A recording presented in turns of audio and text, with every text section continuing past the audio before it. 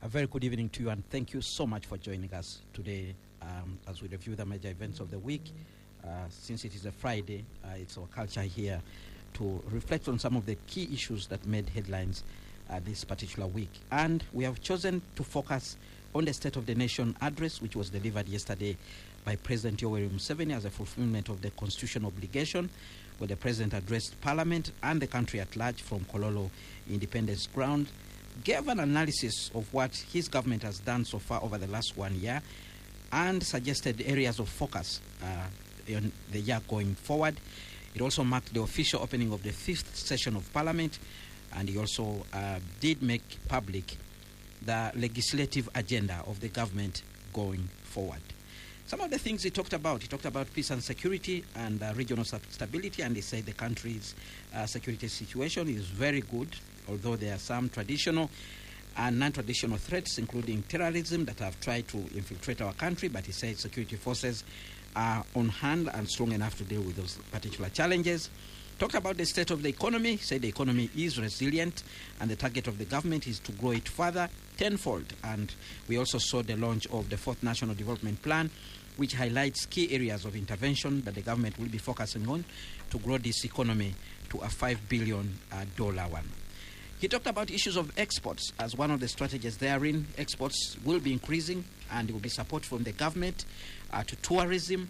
There will be efforts taken for domestic revenue mobilization to help us, reduce reliance on borrowing, which is also a big challenge, looking at how much is actually being spent to service or to pay back the debt. Talked about how to transform agriculture, including supporting it through setting up 22 new solar, supported irrigation schemes, which will be launched very soon. Some of them are already almost being completed. Gave an analysis of the parish development model, which is in the 3rd year of implementation. So far, 3.3 trillion shillings have been spent there. He talked about what will be prioritized to support agriculture, including agro-industrialization, issues of value addition, etc. On the issues of governance, he talked about peaceful elections, and he said he wishes us all peaceful elections, encouraged Ugandans to go for the national, ID updates, and he said the IDs will be used to deal with fraud in the election. And then he said, the issues that have emerged from the NRM internal elections will be addressed squarely, since they have happened here in the country, and they said members of the NRM should be actually peaceful and wait for the resolution of a number of these issues. Of course, there are so many other things that he talked about, including human capital development, education, issues to do with healthcare, among others. So I have a panel of 4 to run through some of these key issues. Let me introduce them.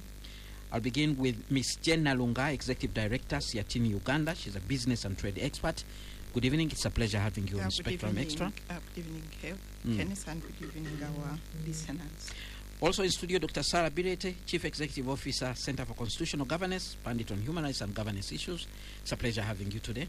Thank you, Kenneth. Thank you, Radio 1. Good evening, fellow panelists and listeners. Also in studio, Mr. Joseph Ocheno. He's a UPC member. He's also Pandit on Governance Matters. Good evening, sir. Pleasure having you. Always a pleasure being here, because we're discussing matters that trouble Ugandans, but always a pleasure to be part of it.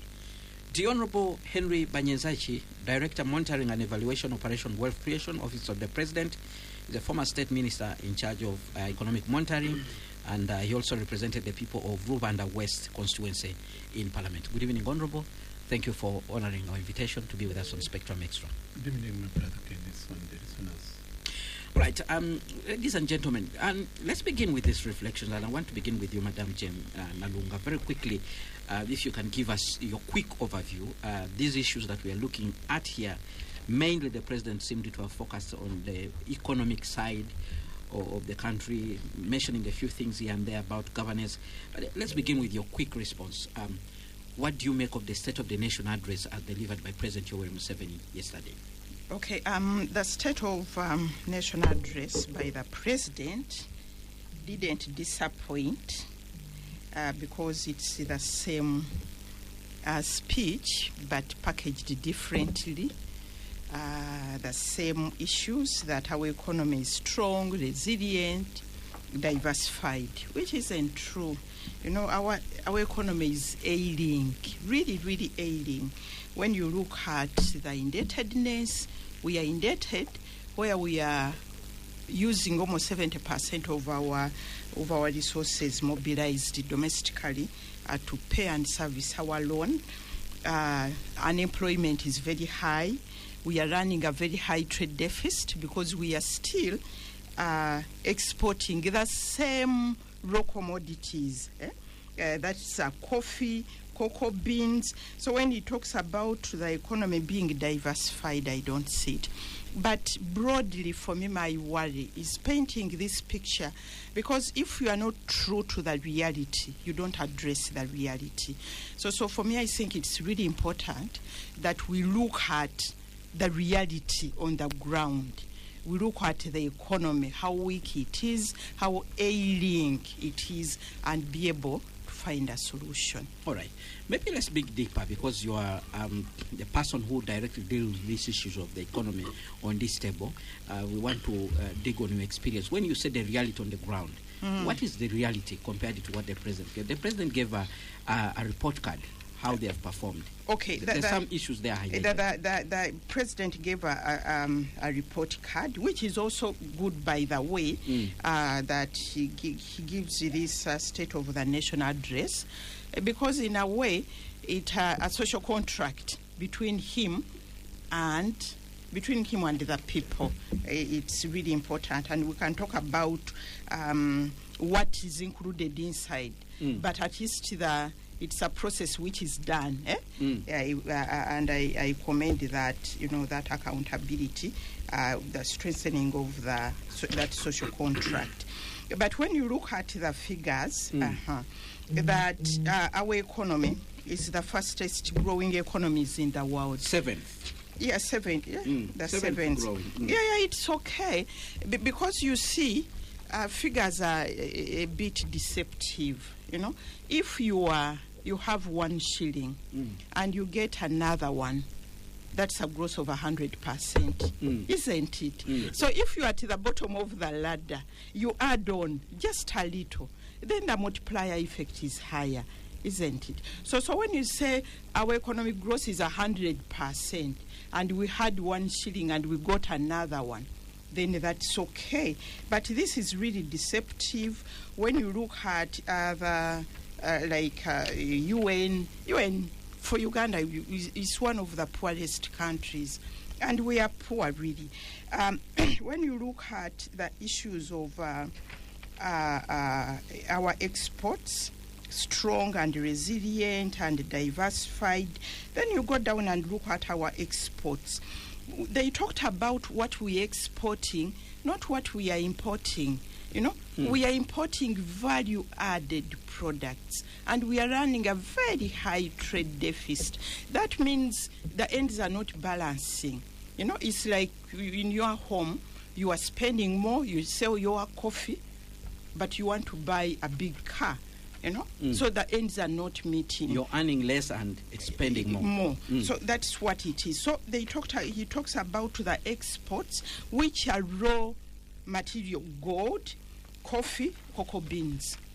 But can this help us to grow the economy? But we need also to look at the imports, which are high. So we are running a very high trade deficit. And then also, when you look at, when he talks about the anchors of anchor sectors, in other areas they call it the drivers, agro-industrialization. You look at, in the last financial year, agro-industrialization was given just 1.7 trillion. And agro-industrialization, that's where agriculture is. Agriculture, fisheries, maifu, the entire, forestry and all that. Then you go to trade, industry, and cooperative. 1.7 trillion. And that's the driver of an economy. In fact, when you look at the way this government is treating the Ministry of Trade and Ministry of Agriculture, then you say they are the drivers of the economy. You really wonder what's really happening. So for me, when government, the president says agro-industrialization is going to be the driver, it also begs to look at other issues. Today, you look at the issue of standards, because you can't trade without standards. We have a project which we are working on in Amuru, supported by Trademark Africa and the British government.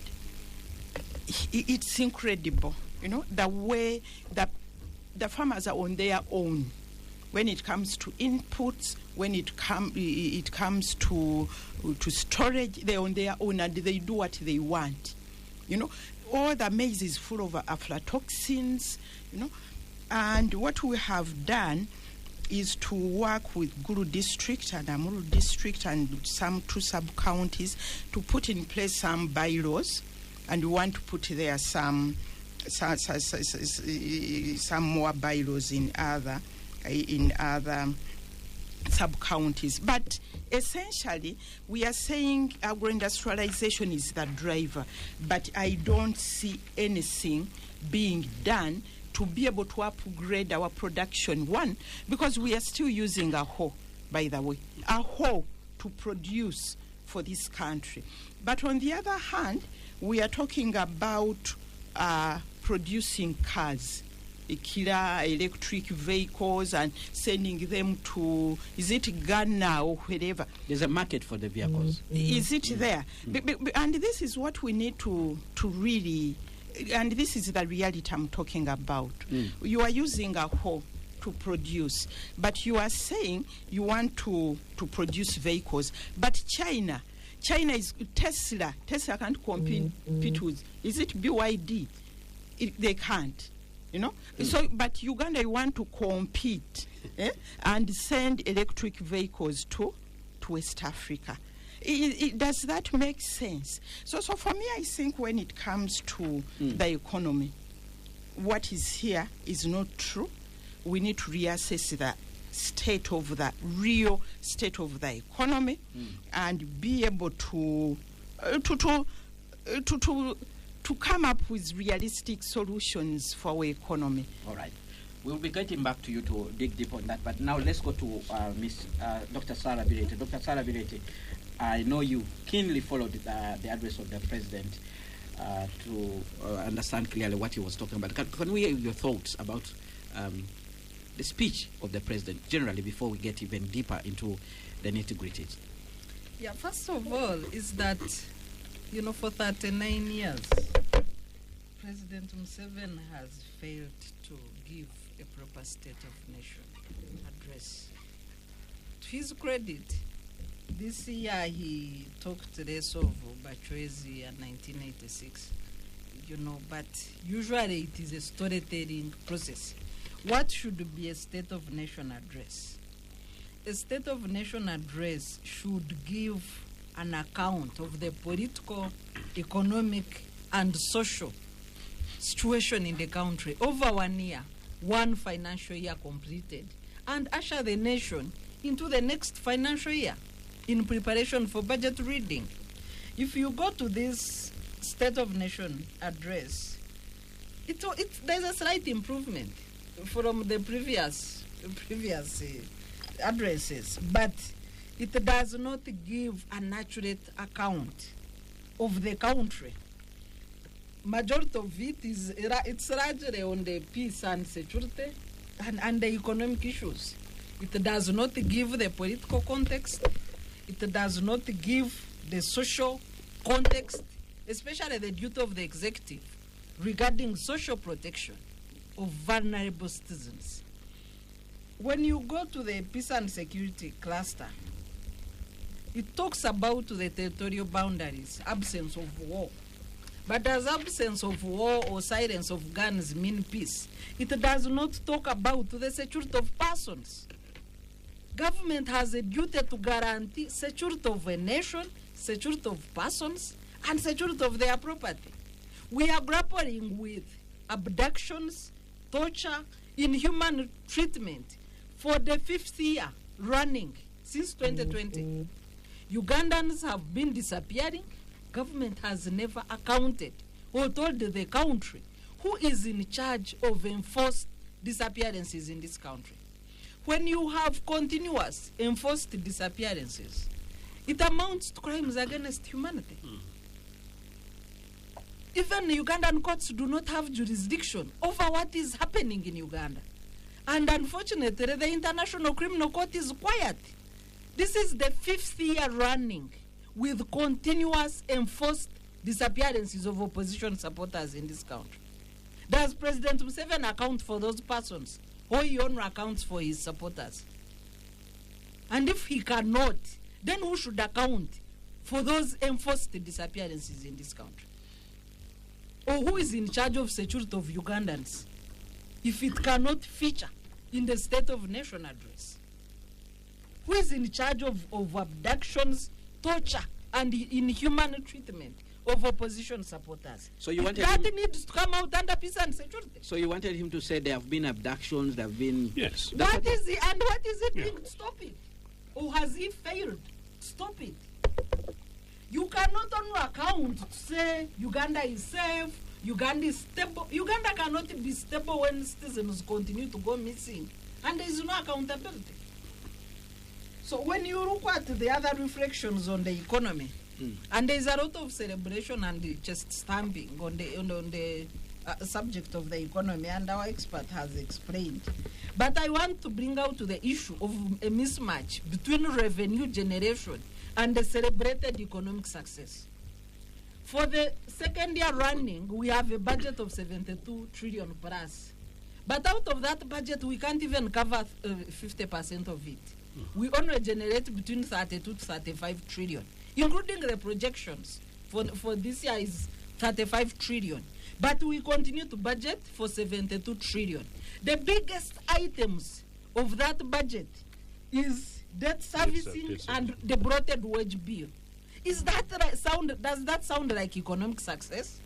Where you budget that more than 60% of your budget will be through borrowing. And when you come to the borrowed money, it's 35% is going into debt repayment and servicing. And the rest of the biggest chunk is the bloated wage bill. What development are we talking about? These are sugar-coated figures. All right, Spectrum Xtra on Radio 1 FM 90. Let's go for a break now. When we return, we'll hear from Mr. Joseph Ochieno and the Honorable Henry Banyinzasi, who has also joined us in the studio. But you can join us in this discussion by sharing with us your view via the WhatsApp line 0703 090 090. Spectrum Xtra continues after this break. Well, you're glad that you're still with us on Spectrum Xtra, live on Radio 1 FM 90. Our focus of discussion today is on the State of the Nation address, which was delivered by President Yoweri Museveni yesterday. The guest in studio, Dr. Sarah Birete, Chief Executive Officer at the Center for Constitutional Governance, Mr. Joseph Ochieno, UPC member, Pandit on Governance and Governance Matters, Ms. Jane Nalunga, Executive Director, Siatini Uganda, Business and Trade Expert. And coming now on the microphone is the Honorable Henry Banyinzasi, Director, Monitoring and Evaluation Operation Wealth Creation, Office of the President, former State Minister of Economic Monitoring, and Rwanda West Member of Parliament. Honorable Banyinzasi, you've heard from your colleagues on the table, but you also followed closely the speech of the President yesterday. There are so many that have been done in your presence as an MP, but also as a government official. Can you give us your quick view on what you think about the state of the nation? The UPC president first also. Well, the opportunity has come to you first. Now, in this break, if you can move closer to the microphone. During this break time, I was tussling it with my friends here, that I hear them, and of course what they are saying. They have a point. They have legitimate concerns. But for me, I think for us to build a strong state, we need, like, I would have loved if I was debating the state of the nation, the state of the nation statement, or what the president presents, vis-a-vis the state of the nation, the way this civil society organization, the non-governmental actors see it. Because that would also help us. And I am here encouraging it. I hope salary rate, I'll be seeing on 30th June of maybe next financial year, presenting the SONA, State of the Nation address. Maybe in Serena, Sheraton, or Freedom Square, wherever. You think that will be allowed? Why not? Well, we have seen situations where we are told, well, you can't do parallel you events. Fight. Fight? Yes. What are you talking about? You fight. You fight for your right. You know, you don't say it will not be allowed. Why shouldn't it be allowed? Then why, if it cannot be allowed, then we should say the state of the nation is so bad that you cannot listen to that alternative view. And that's why even it brings me that even like what Sarah is saying, when you are listening to the state of the nation, you want to listen at the balance sheet. The president has to account on the balance sheet of the nation. At that time, you are presenting a profit and loss statement. That's what you are presenting.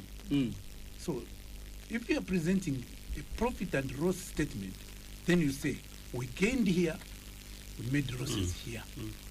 So, if you look at it, then in this case, you are looking at the pillars of the state. You are looking at human development capital.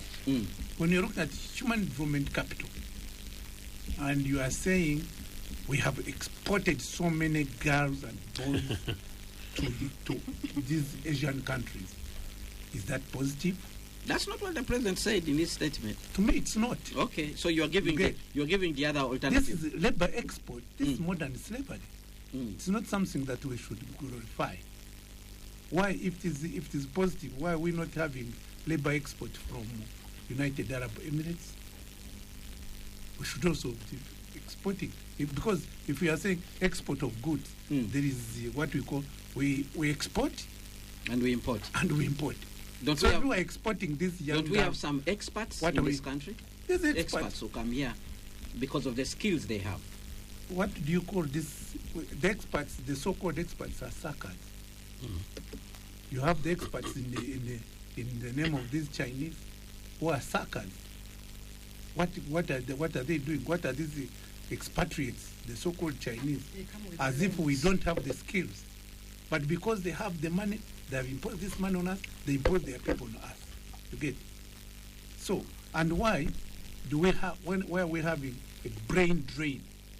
Because we're not utilizing our people appropriately.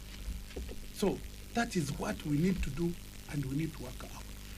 Are we training day in, day out? You see the graduates that are coming out of the university, and where are they going? So, when you're talking about the economy, the state of the economy, is it an inclusive economy? Are we all in it? Are we benefiting in it? Or it is for the few? Some urge that is from maybe 10% and 90% we are out of this economy. And no wonder we are having these other initiatives. And I appreciate, yes, okay, we have this wealth creation initiatives. But why should we have a big volume at the base, the poor? You know, the poorest of the poor. Why? All right. You are a director under Operation Wealth Creation, a government effort to actually create wealth. What is failing? Why is it? Why is that gap not? It hurts me that I'm struggling to get my people, to get our people, our Ugandans, from that land of the poorest of the poor. Why should they be there anyway? Why should they be there? If we are talking about now, okay, NRM government, 40 years in power.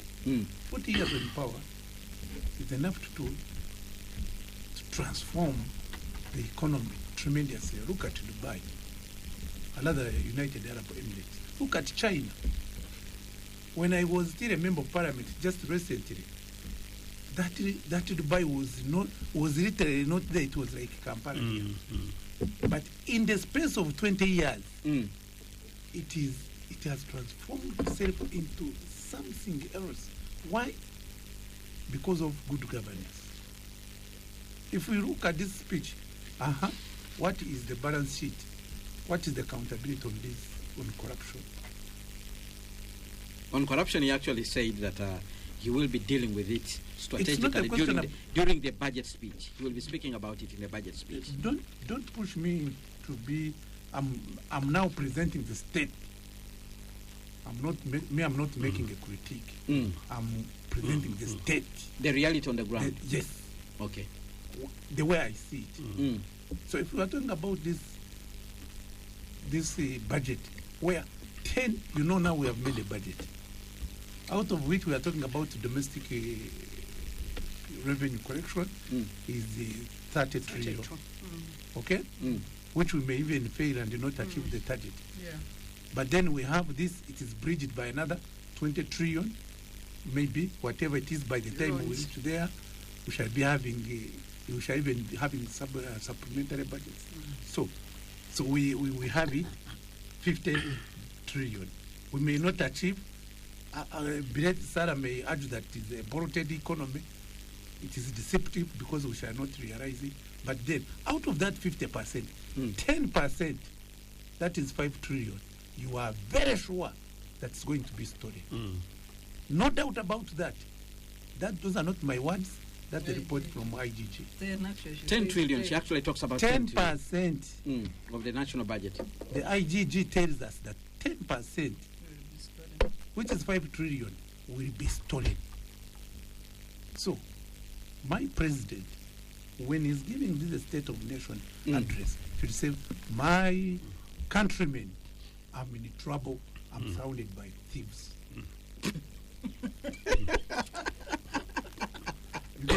Really? If you remember the words of Right Honorable the late Jacobo Orania, may his soul rest in peace, and I'm sure it is. When they were at Kororo, and he said, we are all corrupt. We are all great as charged. This is what the president should say. And he should say, I am going to. On that very day, he should even say that so and so, so and so, so and so, so and so, so and so, because they are all gathered there. And then we have a prisoners bus picking them and taking. And then we say, yeah, there is an accountability. Yes. Because you want his government to collapse. Yeah, Why? He says he has all the Why will it evidence collapse? of corruption. Why? At one time we were in Chankwanzi, and we had the issues there. What? We still remember Parliament, not yet a minister, by the way. We were raising. You remember Kenneth, we were together. When we were raising these issues of corruption, they would say, where is corruption? They would hunt us. They would hunt us and say that we are exaggerating, we are what? Hence the name tag, rebel MPs. Yeah, they even gave us name tags as rebels. But no sooner when the president said yes, accepted, and then I said, wow, I have lived to see this. So this, what the state, the corruption status, what is it? And how is it going to deal it? You telling me, my brother, you telling me that really, out of how many ministers are you, Sarah, you are the one who was saying that our people, how many ministers are in court now? 100. The only thing, yeah, that's enough. How can you be out of 23 major suspects? Somebody who is in court over corruption charges. And you remain, yes, in cabinet. God forbid that I never go into that kind of quagmire. All right, let's hear from Mr. Joseph Ochedo. Very quickly. When the president was given, he says, you are the one who invited me, listen to me. So listen to me. All right. So when we talk about, see now we talked about domestic revenue. Now, how do you balance this domestic revenue vis-a-vis the public debt? That's what we are showing. The state of the nation. Truly, movie. The country, the nation, is on mortgage. Even the minerals that we have been talking, that it is talked about here, and we say we have a stock of how many billions of dollars, they are mortgaged already. Oil, which we are talking about here, most of the loans are loans on oil. That oil is low, it is in mortgage. They are waiting. if Uganda was a real business, the way these business people are, we would be now, what do they call them when you have borrowed and you can't pay now and they are selling you off? Yeah? Insolvent. No, Bankrupt? not insolvent. Indebted or The attachment. They would have attached us Receivership. long time ago. okay. So where the situation? And what are we doing towards this? Remember, we borrow, and the money is laying idle, is not being utilized because of inefficiency within the system. Those are the issues that we need to address, that even my president needs to address. And say, you know, these are the issues, the state of the nation now. You get? So the state in which we are, as she said, we need to say yes. You know me, I'm a Catholic. When we are beginning the mass, say I'm guilty. You ask for forgiveness. Mea culpa. Mea culpa. We need to say mea culpa. Because some things are not good. How many times the And Bible then says how many times? 70 times? And 77 times? You know, there is even one, when you are giving state, what the state of, like say we were talking about expatriates. We are talking about these foreign investors, domestic money, what?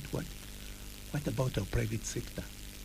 It hurts me for the government, as we talk now, to be holding 5 trillion of the private sector. My money, your money, it is holding it. 5 trillion. And then we say we are supporting private sector? Me, I don't know even these people. Me, I think, Sarah, call this, you want to work with you to be heard very well and you know not to be misunderstood.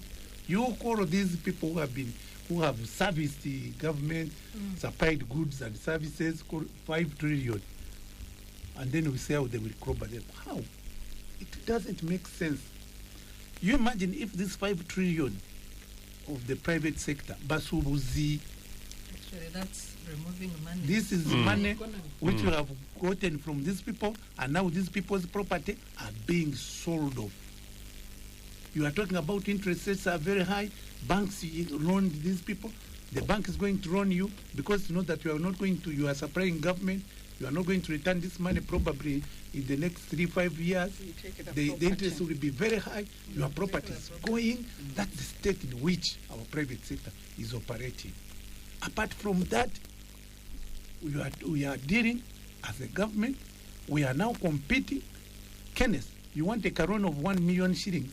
You are competing with government. You are competing with Matia Kasaija, who has put in 1 trillion request of a loan. And you know, for 1 trillion of a loan, the banker will not even need anybody to follow it. It is very lucrative business.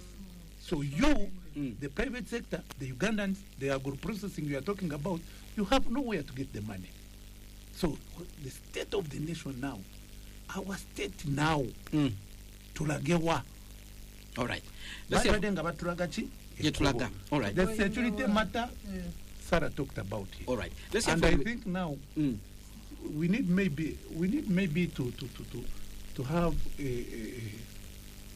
a prescription of how the state of the nation, the citizen needs to have a fill in the gaps. Then they say, how many are in prison? So many. How many have been produced before court? So many.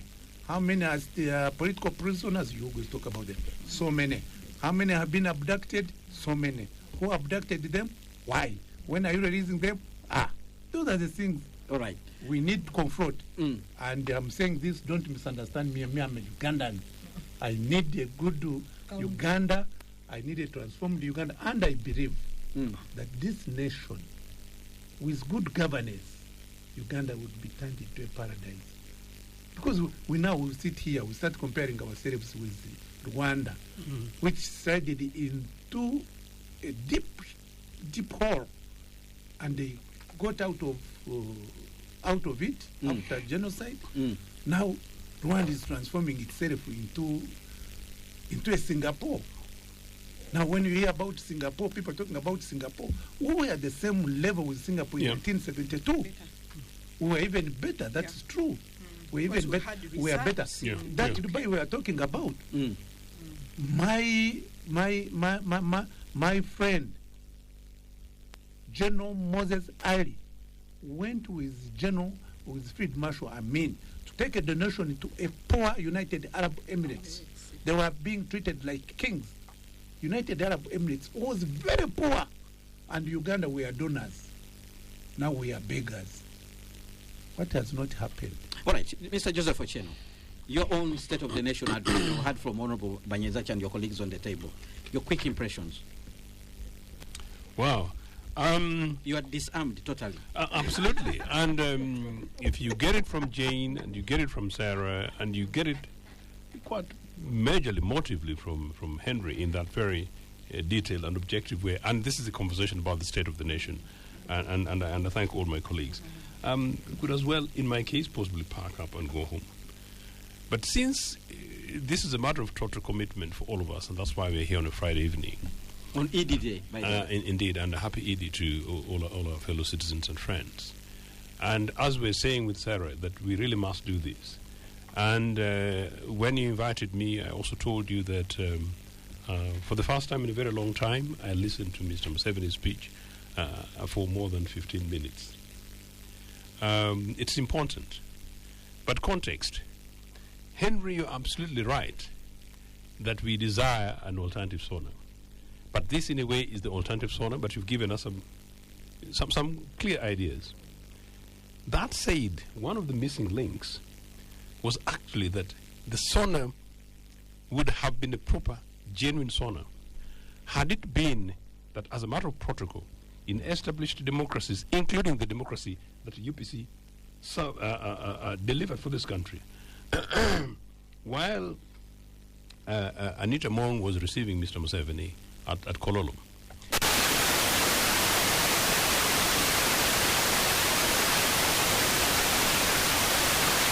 while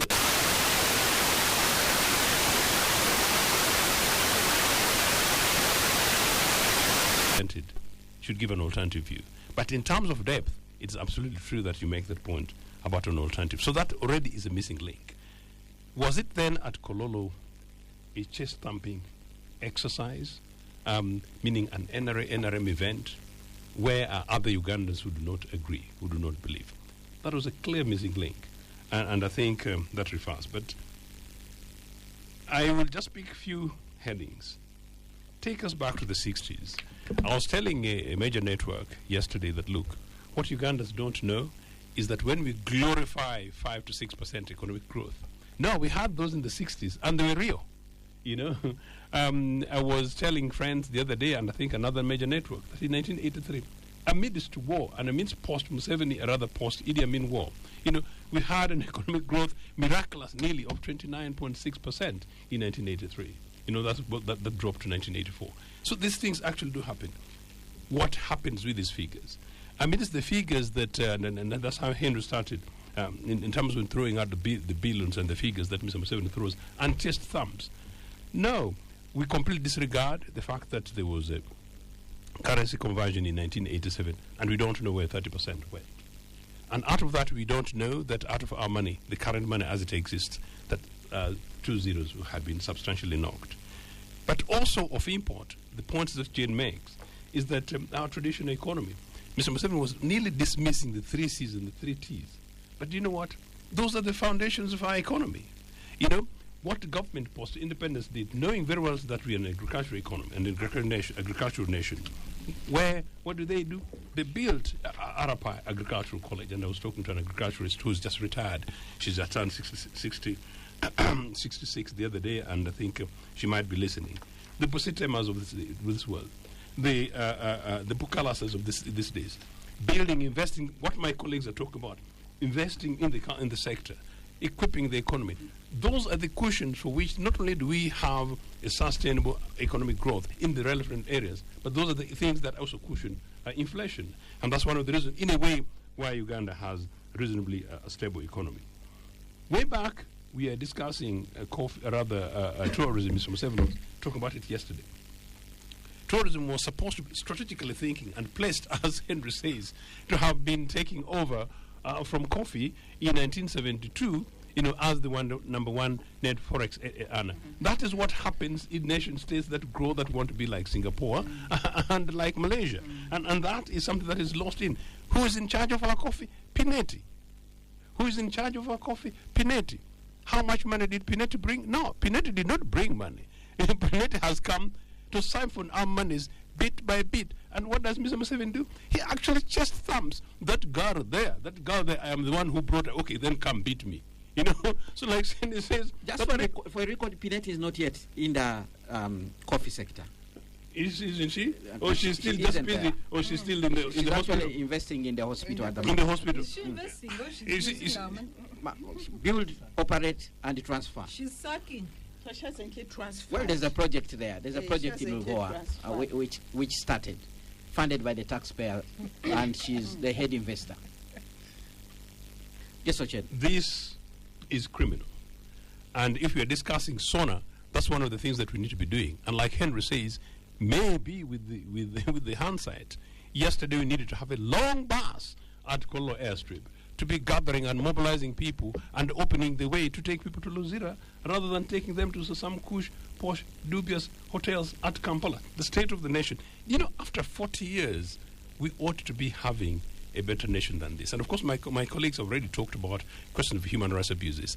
The absence, as I said, of the former leader of opposition seated next to because that's what happens in democracies, seated next to the president, possibly actually going to shake the president's hands before the Speaker of Parliament. As long as that's not there, no, the democratic deficit is total. The democratic deficit is possibly far worse than the 39 trillion that we now owe or thereabout. And unfortunately, that sort of is the state of the nation. Because my colleagues said so much, I want to make sure that I do not go into very deep. But quick one thing. We talk infrastructure. Number two, we talk the state of the nation.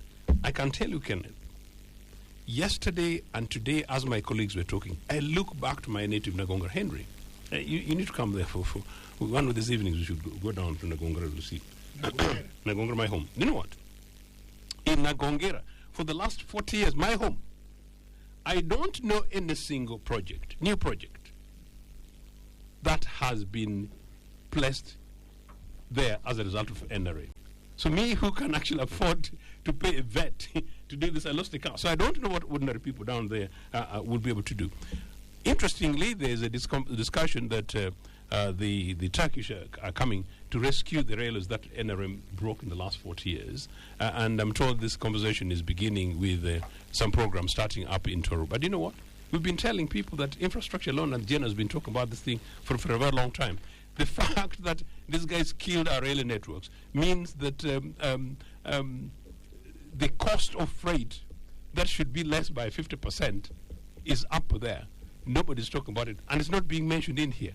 No, we have had short change, and the state of the nation is one, in my opinion, possibly a state in anarchy. All right, Spectrum X on Radio 1 FM 90. Let's go for a break now. When we return, reactions on the table, but then there's a very important thing that we need to tackle.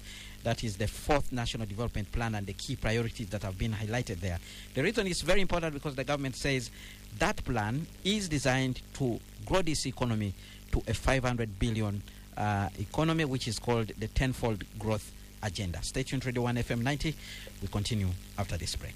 Well, thank you so much for staying with us on Spectrum Extra as we focus on the State of the Nation address delivered by President Yoweri Museveni. The guest, Dr. Sarah Birete, Executive Director, Center for Constitutional Governance, Mr. Joseph Ocheno, member of the Uganda People's Congress, Pandit on Governance Matters, Ms. Jen Nalunga, Executive Director, Siatini Uganda, Business and Trade Expert, the Honorable Henry Banyezachi, Director, Monitoring and Evaluation Operation Wealth Creation Office of the President, former State Minister for Economic Monitoring, and was a Rwanda West Member of Parliament. We already have comments that are coming in from the WhatsApp line 0703-090.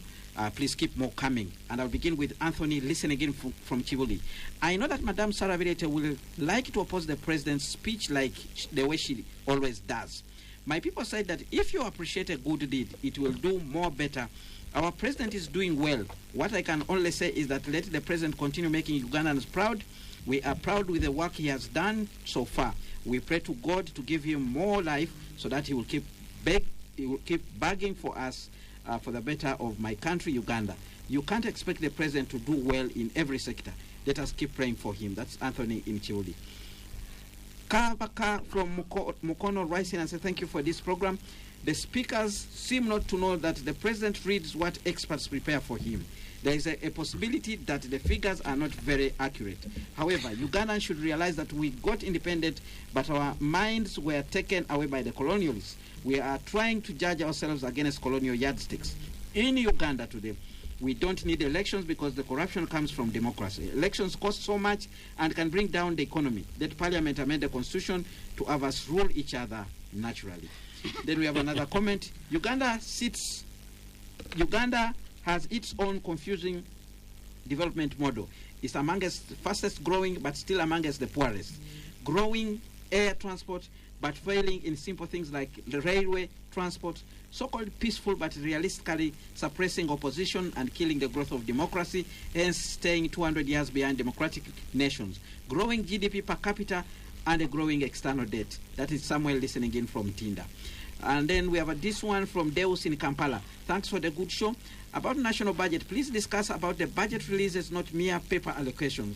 Whereas some departments get supplementaries, others don't even get 50% of the actual releases, thus making the whole budgeting exercise a sham. So we need the advocacy on actual releases then handle the corruption too. That's Deus in Kampala.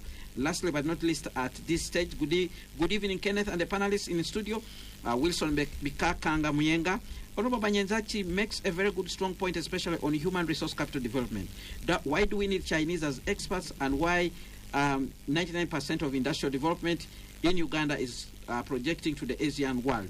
Yet they are given all incentives, but we local investors are suffocated out of business. Well, those are the responses that are coming in, that more are coming in, and we'll continue reflecting on them as we progress with this discussion here in a studio. So we are now going to go around the table for quick responses about what has come out. But any additional, if something did actually, scratch your mind and you actually want to respond to it right now, it's that opportunity. And I want to begin with you, Ms. Jen Nalunga. You led us very well in the beginning by giving us a quick analysis about the economy. Let's hear your quick response to some of the issues that came around from the table. It could be from the panelists, but also the comments that have come in from the listeners. Okay, thank you so much, our listeners, for those comments. It shows that you are listening and you are interested in this subject and you are interested in the development of our country. I wanted to respond to the issue of the Chinese experts. The Chinese come here. There are two types of Chinese who come here. There are those ones who come to do business. And because our investment code is such that we allow anybody to come in, so they are there down, they are retailers, they sell everything. But we also have Chinese who also come with the loans to work on the infrastructure. And I think that shows that we don't negotiate very well our loans. Because if you are to negotiate a loan, then you don't even negotiate the inputs, you don't negotiate the labor. Then you are paying too much. So maybe that's what we need also to do, because we are really indebted, as Honorable Banyenzach has pointed out. We are really, really indebted. We are feeding, digging one hole to feed another. So we need to negotiate our loans better, that we can be able to provide some labor when those loans come in, especially for infrastructure. There is the issue of growth and increased GDP and poverty. When we say the country is growing, economic growth and GDP, it doesn't necessarily translate into poverty reduction or money in your pockets. Because GDP, we are looking at the entire aggregate of all products and services. And those services might not belong to Ugandans, So it doesn't mean that when there is economic growth, there is poverty reduction. And this is what we are seeing. They tell us Uganda is the fastest growing economy, but people are still poor because of the nature of the economy. Which sectors are growing? when you look at all the money which Honorable Banyenzachi was talking about being stolen, it doesn't go into the real economy, into agriculture, into value addition. That my uncle who is growing pineapples can be able to take it somewhere and they make crepes. Remember, in Masaka, people used to grow pineapples, they do crepes, and they put crepes on the market, you know, and that's the integrated economy. But today, the money is not going into ensuring that we add value to pineapples. That's why you see somebody selling on the street 10 pineapples at 10,000, and you wonder how much is a farmer getting. But the economy is growing because money is being stolen and people are building buildings which are not habited. You go to all those buildings down there, it's just the 2 floors down. The upstairs, they are Balokoles doing shouting there during that day. So we need to be able to see, and this goes to Honorable Banyenzachi and Mr. Joseph talked about the part of Africa. Okay. So that talked about Singapore. Because you see what I see Uganda lacking, and I go back to what I was really surprised by Honorable Banyenzachi's candid, let me call that candid portrayal of the state of the economy, and you know, coming from the other side. For Joseph and Sarah, I'm not surprised, but for Henry, I'm really surprised, but you know, pleasantly surprised that you were able to show the state of the economy. You know, the biggest challenge as Uganda, we don't have any clear plan where we want to go. And you know, when you don't have a plan, you don't have a clear destination, any destination is good enough. Somebody will tell you, you know, you are growing by 7% and you are happy. What did you plan to do? How many people did you want to get out of poverty? How many industries do you want to put in place? How many value added as a percentage of your export do you want to see, so that you can be able to work on that and also move from one stage to another? Like Singapore was the same as Uganda, but they had a clear plan and they put in place clear policies, and that's why when we talk about the drivers, ATMS, agro-industrialization, tourism, mineral development, and science and technology. That's the fourth national. Those are the drivers. But we don't talk about the enablers. What Joseph was talking about, the infrastructure, the trains. You can't start taking things in trailers. You know, is that trade really? And as part of that plan, the standard gauge railway is coming. When is it coming? Every year. Every year it's coming. Let us compare ourselves to signed a contract Tanzania. recently. And coming from where? It was there. There's a Turkish company that is going to construct a standard gauge railway. Okay. You know, we'll come here next year and you will tell us it's coming, and wait for it. So for me, really. Commission. You know, so we don't have a plan as Uganda where we are, where we want to be. You look at coffee, even coffee today. When you look at the first development plan again on improving production, we are talking about more bags of coffee. More bags, 600 bags. That's the target. Raw coffee, raw beans, and that's what we are. The CDCs and the Tiwat, the tobacco. Yes. That's where we are. It might not be raw beans because there's a factory coming up in Tungamo. It's coming. If you don't mind, at the time when we talk about the 3 Cs, part of planning and part of clear projections, we had the coffee plant in Bugolobi, which people may not appreciate.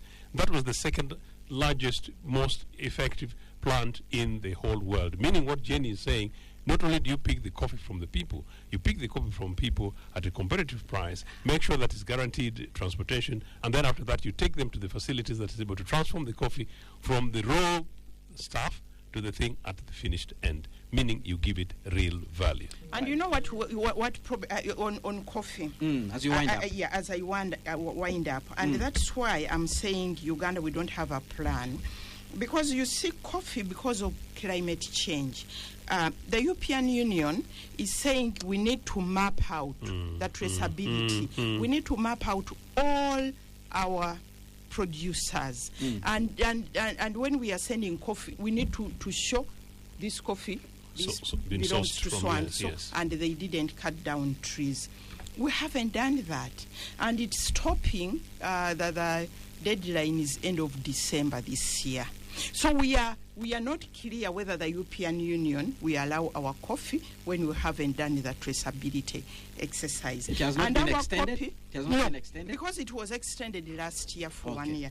And we export 60% of our coffee to the European Union. But when you really think that our second biggest exporter, apart from gold, and I don't know where we get the gold, second, our exporter, we don't know where it's coming from. We don't know who produces it. And now the European Union is telling us, tell us where you are producing the coffee. And we are saying we have no money. You see that lack of planning.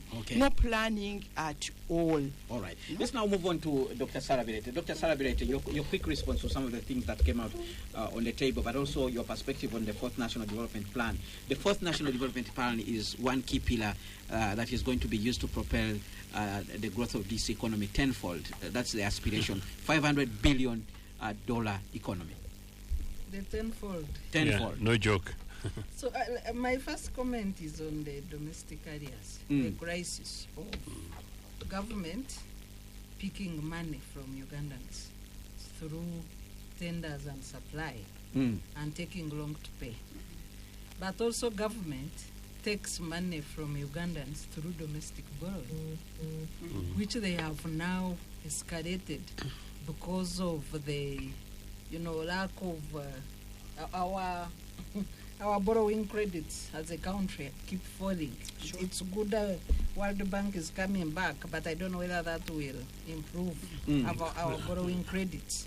So you have government sucking money out of the economy through competition in banks, but also through unpaid domestic areas.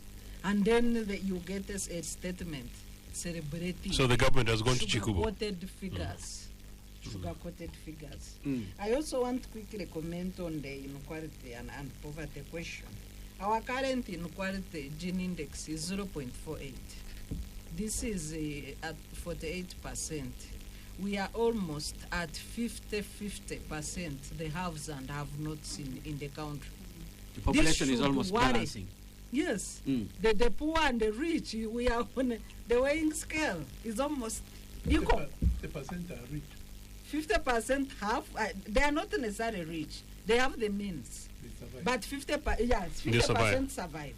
But 50% cannot survive.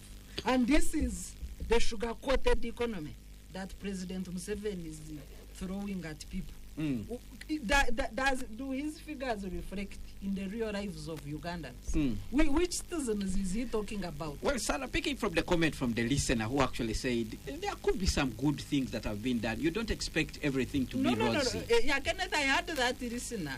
As a taxpayer, I contribute to money paid spokespersons of government. So I'm not going to do their work. I've already paid them to do their work. Let them do their work. So one would say that is not a balanced sheet. No. I am talking as a citizen. I pay my taxes. So let the spokespersons of government do their work. Okay. I want to speak about the investors, the nature of investors. Each speech, President Museveni is always celebrating investors. But 80% of these so-called investors are economic suckers. An investor in our local language, dominant local language, which is Uganda, means Musigansimbi. You should be called an investor when you have money in your pocket to invest. Real potential. Yes.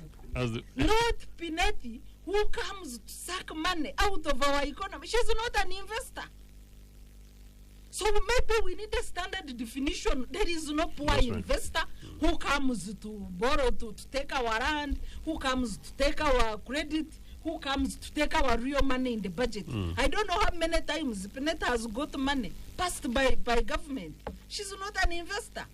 Rocco has also, which used to be, they are all now reducing themselves to economic suckers. So we need to clarify who are the true investors of this country and who are the economic suckers. Maybe we need to have a broader definition of an investor. You invest what? I might have an idea. And the government provides the resources to actually implement that Sell idea. your idea to government. Why should why should government give you money? Let them buy your idea and pay you for your innovation. Yeah. Why should the government now, instead of Minister of Health constructing Rubowa, we are here saying there is an investor who is an economic sucker with no value addition in this country. We need to have a clear definition of those economic suckers. I want to end with a comment on coffee. We have enjoyed a lot of coffee boom, largely because of the frost in Brazil. But it's clearing away. Brazil has recovered. I would have expected the president to talk about that and the price shock that is going to face the coffee farmers in this country and the likely drop in our coffee exports. But he's not talking about it. So what kind of economics is he parading around? I submit. All right. Spectrum Extra Radio 1 FM 90, reviewing the major events of the week with a special focus on the State of the Nation address. And I want now to come to you, Honorable Henry Banyenzachi. We have now a new National Development Plan, which was launched yesterday by President Museveni. The National Development Plan is the blueprint for taking this country to that bigger economy that President Museveni promised in this particular statement. Your quick assessment of this plan and the likelihood of its implementation. Honorable Henry Banyenzachi. Move closer to the microphone, Honorable. Yes, we have a national development plan. Brand new. Number 4. A very good blueprint. But what will be the level of implementation of that plan? We were talking about, by the way, Singapore, 1972. Singapore took our plan in 1972. The common man shop. Yes. And then it implemented our plan. It's what had made Singapore first world. When we are talking about the fourth national development plan, what is the account of the third national development plan? What percentage of the third national development plan, what did we implement? I'm told it's 40% of what was third national development plan. So now, if we are going to have a good plan, indeed, which is a good plan, but it's not going to be implemented, still, we are not going to get to achieve what the plan has put on paper. And that is the question, that the quagmire that Uganda we are in. We've been talking about this public debt. Out of the public debt that we have, a lot of money is laying unutilized because we don't have the capacity, or because of those corruption tendencies that we are not implementing, that we are not utilizing the money that we have borrowed. So the National Development Plan, yes, it is good, but what is the level of implementation? So that is very good, I can say, but we should put all our brains together and make sure that what we have planned, we implement it. This National Development Plan talks about the 4 pillars. It talks about the pillars: good governance, security, how the economy is going to grow, etc., everything, infrastructure, but it will plan and to remain on paper. I think we are talking about the standard railway gauge. Standard gauge railway. 2022, reminded me. 2012. 2012? Yeah, it's when they laid the foundation. No, there is when the East African president met in Munyonyo. And there was groundbreaking. And I saw them with big screwdrivers launching that project. Where is it now? It took off in Tanzania and Kenya. It didn't take off here in Uganda. In Tanzania it has taken off. In Uganda it has taken off. It has not taken off. Because we didn't have the funding. No. We didn't have the Are we funding. the poorest? No. We Are are the richer poorest. than There is Tanzania. something wrong with us. They went You get? ahead. I know. Well, They the Exim organized. Bank of China did not give us the money that we wanted. Kenneth, So it's Chinese to blame, yeah? Kenneth, please, you let us contribute and the people listen. Because when you bring on and keep on poking, I'm you make just us lose I'm the point. trying to You give get you the some point. facts. You get me? No. Mm. You make us lose the point. Because here we are talking about the problem of implementation. Mm. You get who would have implemented it now? Because here I'm being given assisted. Construction launched in 2014. This is 10 years after. Implementation. Yeah. When we are talking about, okay, let me leave the railways. Let me go at the, say, lake navigation. Lake Victoria is the biggest inland lake. Freshwater lake. It is more or less like a sea. We have a sea amidst African continent, Lake Victoria. What is the navigation? That's the infrastructure. Are we using it for navigation? No. We have Port Bay there. What is the infrastructure that there was Port Bay? It was the colonial infrastructure, rotting.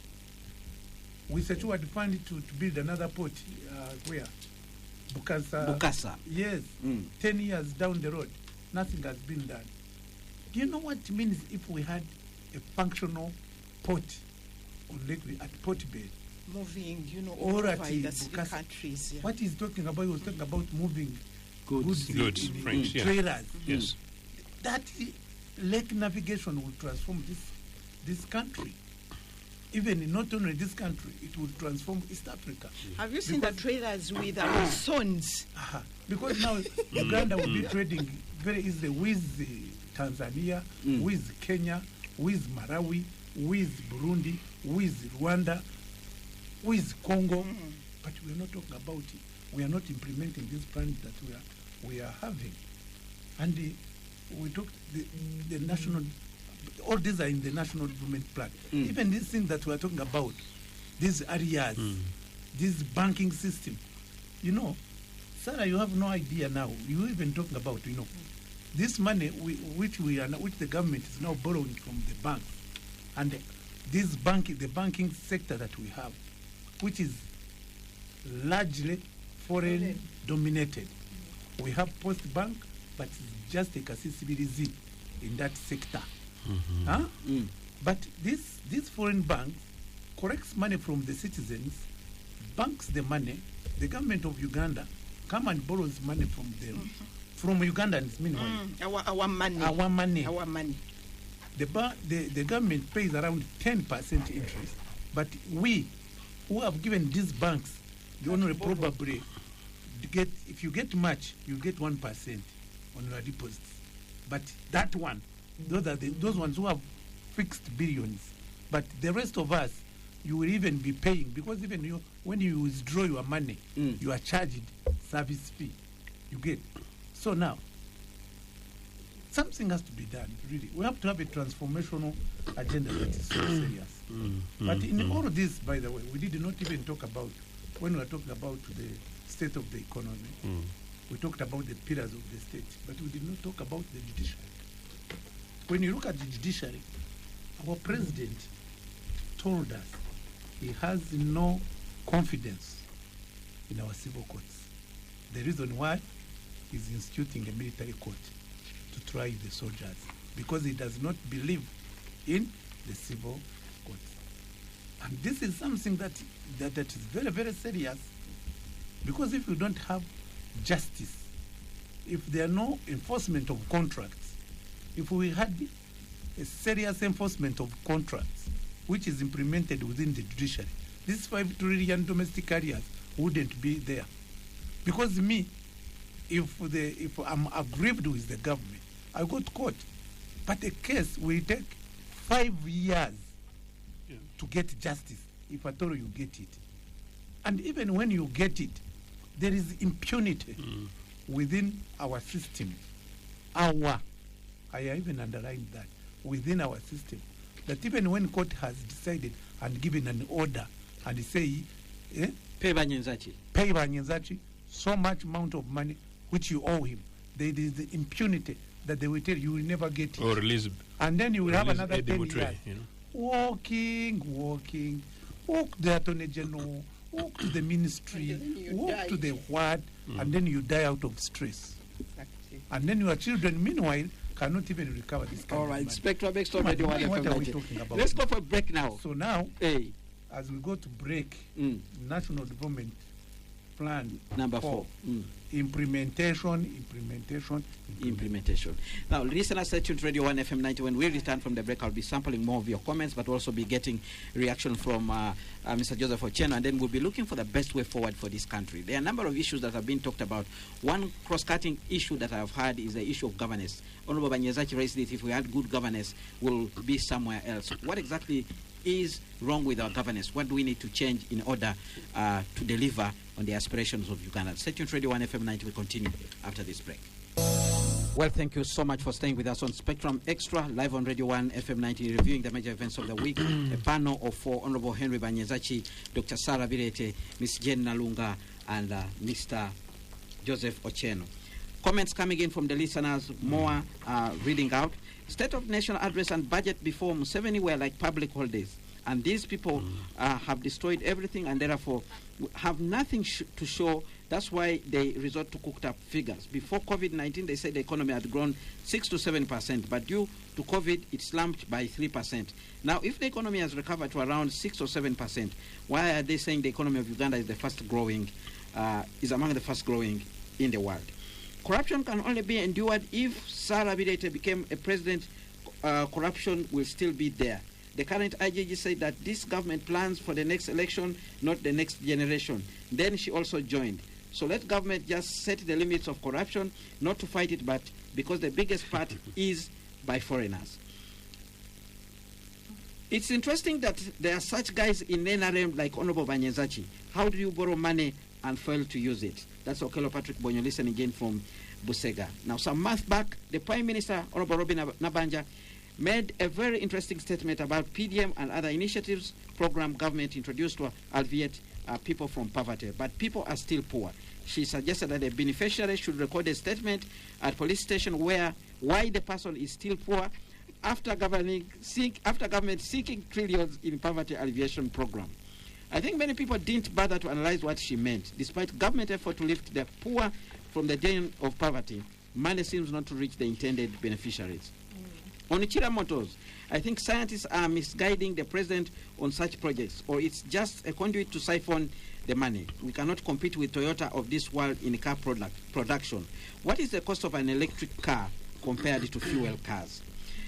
What often goes unnoticed by the media and civil society in Uganda is the looming shift we are approaching in the next 3 years. One, the Bank of Uganda is on track to become the largest holder of government debt through treasury bonds. This situation, compounded by the ongoing monetization of government fiscal deficits, poses a significant risk to our economic stability. While this topic may not generate headlines due to technical nature, it is crucial to recognize the potential dangers associated with this trend. Monetizing a fiscal deficit occurs when a government chooses to finance its expenditures by having the central bank acquire government bonds instead of seeking funds from private investors or through tax increases.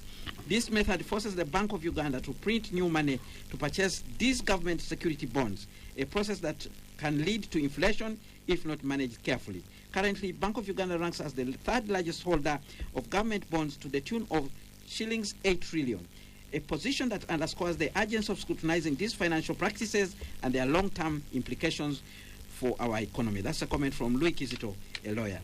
Then we have another comment here. Good evening, Kenneth. It is sad for Ugandans. State of the Nation address is predictable because it's always about corruption and PDM. It's always about corruption and PDM, whereby it is useless to Ugandans in the remote places or areas. Yet these are the people that contribute to the paying of the taxes. Then we have a comment from Jeff Inimbale, who says, I commend our panelists for representing Ugandans well tonight. If the president announced that he has taken action against corrupt officials by abducting them, sending them to detention, teaching them Runyankole and physically disciplining them before producing them in court, I believe he would earn a credit for his presidency. However, as long as he prosecutes opposition leaders claiming they disturb peace, his words are hollow. Dr. Birete pointed out that the president should address human rights violations. How can the president who orchestrates human rights abuses condemn such actions? He asked a question. Ugandans must wake up and demand change. We will no longer remain ignorant or complacent. For 40 years, promises to tackle corruption have been made, but there is no tangible action on the part of the president. More feedback coming in from the listener. Now, gentlemen, we are moving towards the end of this discussion, and I want us to look at the way forward. Honorable Banyanzachi, you introduced this issue of governance being Joseph, you introduced this issue of governance being a critical aspect in terms of transforming our country. But as we hear from you in terms of the responses, because your colleagues had an opportunity to go, I want you also to weigh in on that particular issue. How do we move forward as a country? How do we address all these, imbalances that we've seen, and the issues that you people actually think do not meet up when you listen to the State of the Nation address delivered by the president?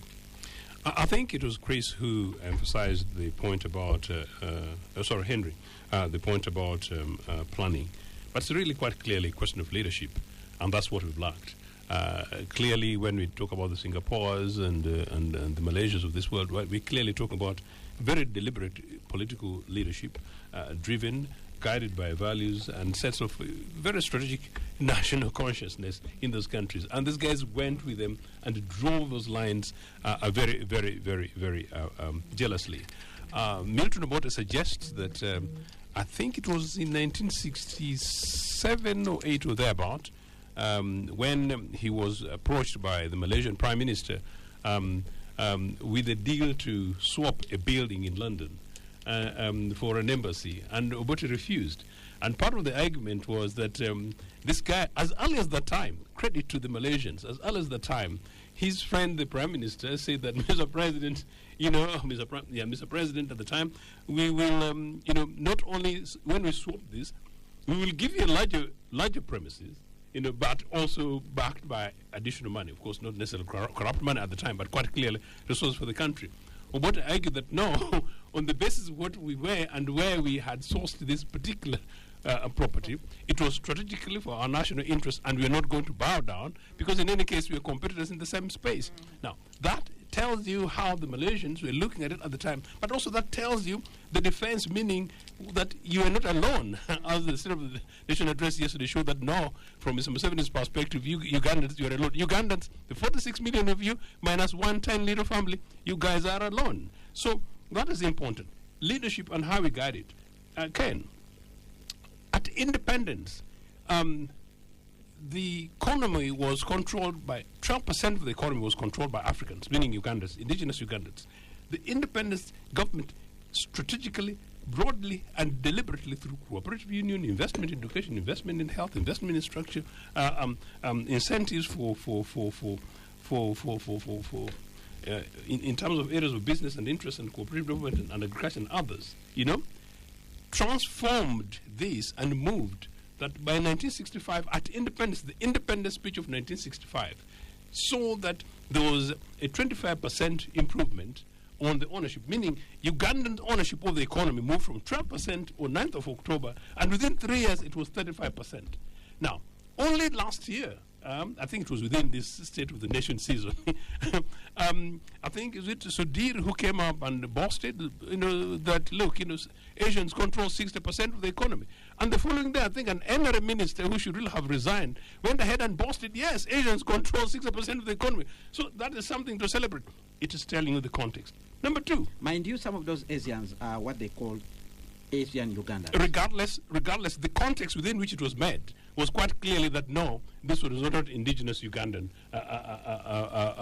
wealth, as it were. But even then, it also tells you, therefore, even if, and I have no issues with the Ugandan Asians, if 0.00% of Ugandans control 60% of Uganda's economy, no, that is not anything to write home about. Actually, that is something that would cause us going to Luweero, wouldn't it? Just think about it. But anyway, at 1962, also at independence, we found Uganda Railways in Soroti. I'm putting it within the context of the infrastructure thing on the railways. We found Uganda Railways at Soroti. Not borrowed money, not Pineti, not the US, not World Bank, not IMF. Locally generated resources from this massively wealthy Republic of Uganda. We took the rail networks to where? From Soroti to Lira, from Lira to Gulu, from Gulu to Pakwach, including Pakwach Bridge. So that within 4.5 years, by 1966, by then it was complete. I didn't know it was complete that fast. What's going on? Leadership, deliberate investment in our national economy. Do you know what, you guys? Somebody talked about this a written speech by Mr. Museveni. Somebody yesterday also suggested that perhaps somebody must have smuggled in these opportunities that Mr. Museveni talked about, smuggled in aspects of the security conversation where Mr. Museveni bashes our foreign friends, where there are nuances that look, you know, if we had issues from the commander of the defense thing, which is basically my son at the Ministry of Defense, leave him alone. He's, you know, I thought as part of Mr. Museveni's speech, one of the most insensitive was actually those suggestions that you foreigners leave us alone, and my son might have said this on X, and don't touch him. I think it was rather insensitive. And as part of that conversation, somebody came out and said that, no, that must have been smuggled in by some of the opportunists who write Mr. Museveni's speech. Now, if that is the case, I want to say that I reject it. That a president worthy of a name, a president who's allegedly been elected by the Republic of Uganda, and a president paid by my money, a president who's occupying freely Entebbe, a president who's queuing 3 billion of my Uganda shillings, and is going to address me, give me a report card over a 12-month period, must have the capacity to read the report, meaning read the brief. I have had the privilege of being a chairman at a rural level of Uganda People's Congress and at a national level, and I've also had the privilege of working with President Milton about it. You would not get through a speech and get something which is smuggled to you, and then you can boast with it in Kololo without having read it line by line. I think the state in which our country is, it is terrible. I just wait that we go through the next process. I'm not even going to talk about this corruption thing. Corruption thing starts from State House, and unless and until we're able to sort out this mess, we're not going to go anywhere. All right. Let's now look at the best way forward, and I want to come to you, Dr. Sarah Bilete, very quickly. Best way forward, having looked at the problems, it seems the discussion is more about the problems, pointing out the problem. Now, let's look at the way forward. If you were in charge of this country, what would you do to make it better? Let me first of all, I'm not in charge. So let me first talk about... We are assuming yes, if you were I in know. charge. I know the question. Let me first comment on the proposed way forward by the president. He's talking about the priorities of NDP for agro-industrialization, tourism. I want to pick up those two. ATMs. Yes. So when you look at, and I want to draw the comparison with Zambia, under President Lungu, who passed away yesterday, may he rest in peace. President Lungu overborrowed from China to make infrastructure. But when he was overborrowing, he made a promise that after construction of roads, Zambia will have 1 million tourists per year. People thought it was a joke. Some of you have been in Zambia of recent. You know the roads, 6 lanes per side, 4 lanes per side. He ended traffic jam. Very first-class roads, not like Kampala, which is a construction site. And I know the quality at the end of the day will be poor as usual. There's an ongoing construction. I know. Traffic lights around that the city. also is evidence of lack of a plan, like Madam Jen put it. Because if we had a proper plan, how do you make the whole city a construction site? You would pick a few roads, say I'm starting with 3 sections, let me finish them, and we go to other roads. How do you open up the whole city and make it a mess of mud and what? How? Really? So that also is evidence of a shabby government. So we don't have road network to attract tourism. When you go to agro-industrialization, what is our coverage of electricity? What is the cost of electricity? Kampala Metropolitan is in darkness, more darkness, ever since the exit of Yaka. I don't know how many times Yaka go. Umeme. After the exit of Umeme, I said Yaka. Of course, Yaka versus right. Yaka also. Yaka versus right. Right has put us in darkness. I don't know how many times power goes off our lives and at home. Yes. Really, has conquered You light. cannot have consistent supply of power in the capital state, and you are busy deceiving people that your focus is agro-industrialization. Of course, our electricity coverage is about 24%. But even in that 24%, you can't supply steady electricity. So what kind of agro-industrialization are you talking about? So for me, I think really we need to get serious. Put in place basics. If you want to promote growth of a country, you asked me what I would do if I were a president. Way forward. What are the basics? Supply electricity, supply roads. We are now in a digital era. Put connectivity of internet. We have 27% of the population that is able to access internet in this country. And Uganda has the most expensive rates of data in the East African community. Those are basic things that must be fixed to facilitate, to facilitate the development. But if we cannot fix the basics, then we are busy telling rise after rise after rise with no basics. So it can't happen, of course. All right. Let's go to Madam Jane Nalunga. A way forward, having listened across this table, but also taken into account the challenges. What would be the best way forward? The best way forward, before I go there, Sarah, you talked about the 50-50 inequality. That is not true. Because you see, the 50, all of us are potential going down that line. Yes. Because we are just a paycheck away from poverty. And I have seen people, just a paycheck, Kenneth, there are so many of us who are in offices, we drive cars, but we don't even have a pension. And tomorrow they tell you that donor is no longer bringing them. You know it, no money. And you're already, that's the off. We have seen a number of people have been knocked out. Knocked because out. of you say. But even before the month ends to supplement, you have already spent the money in advance. It's also that vulnerability, and it's at individual level, but also at the country level, at the national level. You talked about the coffee. Anytime you don't know what can happen, the price instability. When Brazil, we are praying that Brazil, God continue, be in trouble. They want, we are praying. So that's where we are. The issue which Luis has raised is very critical with Kizito about printing money and inflation. So those are issues which we need to look at. So looking at the way forward, really, I think we need to analyze and agree on the drivers of the economy. If it's ATMS, for example, agro-industrialization, what are the enablers? What needs to be done? If we are saying we are in coffee, how do we move the bar up? Ensuring that instead of taking 60 bags of coffee, we add value, we do specialty coffee, we brand it. There are so many things which we can be able to do to make sure that our coffee, We started that actually then. So it's specialty coffee, brand it very well, put pictures of women, what the price goes up. Where we are looking at value addition. Look at the issue of banking. There is no way you can run an economy. And Professor Suma talked about that. We sold off our Stanbic. We are borrowing.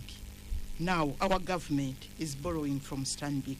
And as Henry pointed out, that's our money. From Standard Chartered Bank, government is borrowing our money. Because I bank in Standard Chartered Bank. That's our money. So we are paying double, triple our money. So we need to look at what are the enablers, where government should put a lot of emphasis. You can't talk about driving an economy when our education, look at our education system. Somebody comes out, they're almost like half-baked. Issues of skills and training, and we need to overhaul the entire policies. For example, look at our trade policy. The trade policy which we have today was developed in 2008 for 10 years. It hasn't been upgraded, but we are in AI. We need another guiding document. Our investment code.